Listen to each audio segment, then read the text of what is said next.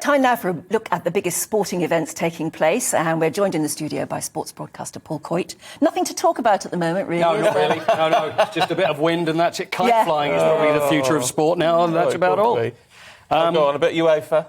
Well, Europa League yesterday, I mean, this was, I don't want to discredit Rangers, but I think everybody would think this was a shock result, and especially in Dortmund. You've got Borussia Dortmund, one of the great sides of the Champions League, at home against Rangers, and Rangers absolutely tore them apart. Which was an incredible result. So they won 4-2, so that was fantastic. So that was really, really good performance by them. Celtic, not so good. They played against a team I'm sure you're familiar with called Bodo Glimt. Oh, one of my favourites. One of your favourite? I thought it was a painter, but apparently they are a Norwegian football club called Bodo Glimt, and they actually got beaten by Bodo Glimt, which wasn't so good. Whereas Leicester played Randers, which is not the game like baseball when you play it in Essex. It's actually a Danish team called Randers, and they won 4-1. And so they've been bad, Leicester, so that was a good result for them. Yeah. So that was all good. On to Anne's favourite sport of the moment. Yeah. Sport du jour. Yeah, I've got two sports du jour. One is the ice dancing, obviously, and the other is the curling. I can't believe how brilliant we are at curling. Well, I know. The thing is, it's about time. We have to wait for the medal. It's going to be like the London buses. I think it's a possibility they may come at the same time. So as far as the women are concerned, because they were all but out. I mean, it really was. It was not looking good at all. And the way that they would actually win is if they managed to beat the Russians and then other results went their way, which still seemed unlikely. Well, it did, so everything was fine. So they're now in the semi-final against Sweden, so that happens later. So we've got a chance of a medal with the women's curlers. We absolutely do. And then the final for the men is also against Sweden, and that's tomorrow morning at 6:05. And that means we are guaranteed silver. We are guaranteed silver, which I would say it's a very successful Winter Olympics for us then. Yeah. If we win something. Well, yeah. I mean, someone emailed earlier on, actually, what have I done with me news and views? Right. Saying, why haven't we won anything?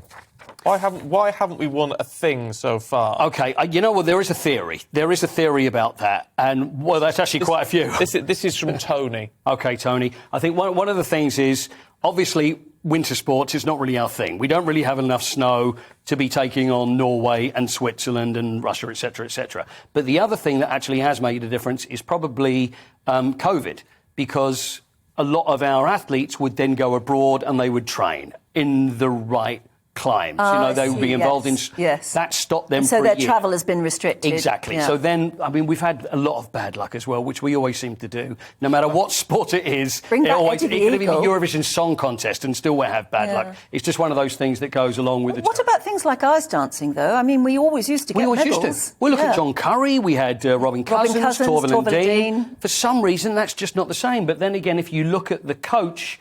Eteri Tudebredzi, I think is her name. She's the Russian coach. She's a piece of work, isn't she? And she's the one that's coached the 15-year-old and the two 17-year-olds, so Valieva, Shebakova and Trasova. It's interesting that the one whose name doesn't have over in the name is the one that did fall over, actually, in the final, which was just so... It was... I don't know, I just found it such a difficult watch. The whole thing has been so uncomfortable. The 15-year-old... accused of drugs. There's been 3 drugs that have been found on her. She's 15 years old, and so much pressure. So when it got to the long programme yesterday, and absolutely everybody assumed that she would just go out and win the gold medal. Yes. And also, do we look at that and think, well, she's 15, it's too much pressure? But often the younger they are, the less pressure people in sports people tend to feel. You don't always know what she's been told. Of course. No. But I think you only had to watch her performance to see that she was under... She was under... And she looked scared. I mean, you can see these quadruples, they call them the quad squad because they're the only female ice dancers that actually managed to land these quadruple salchows, quadruple spins in the air. First one she goes for, she wobbled on. The next one she fell, and then she fell again. And then there was the girl that came second who...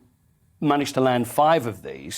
She was absolutely livid about the whole situation, saying, I want to quit ice skating. I hate this. I hate everything to do with it. And you just look at it and think, this is a 17-year-old. Is it truly, truly worth it? And they're probably going to be too old in 4 years. So what about the coach? Because I mean, Valieva... Yeah. I mean, she got a mouthful, didn't she, when she came off the ice? Yeah, she's on the ice, and she's being told, you should ignore this, or whatever was said.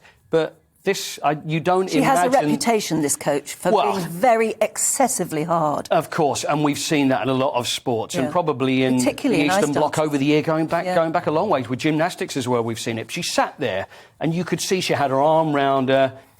There wasn't a lot of love there, and you just think, you know, this is a 15-year-old. You need your mum and dad at times. And we were worried about what that child, 15-year-old child, goes back to.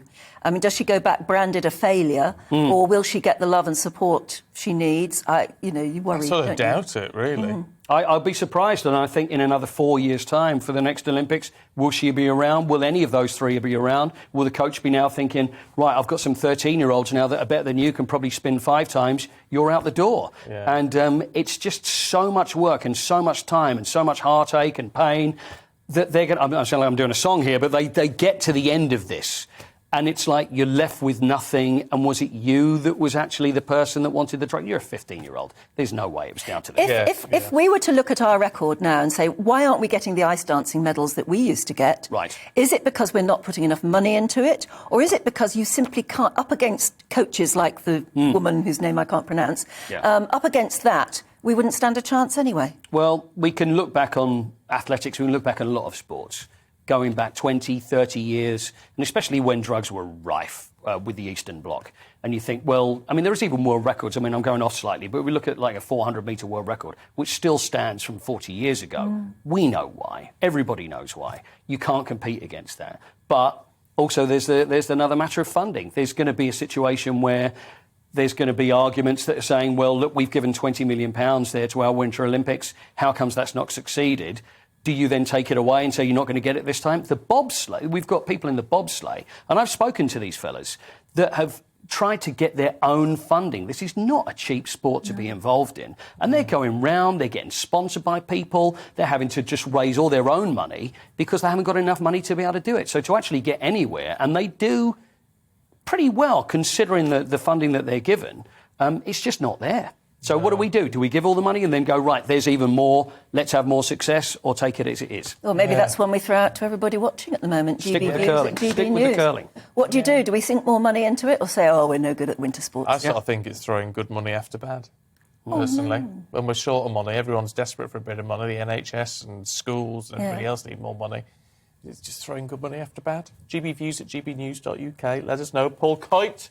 Thank you. I would say it's been a joy, but, you know, we've got another go, haven't we? It was, yeah. It was all a bit down, that one, wasn't it? It was a bit down in the dumps. I'm ever so sorry, you know. It's controversial from time to time. Take the good, you take the bad. What can I do? Anyway, do stay with us because we'll be looking over...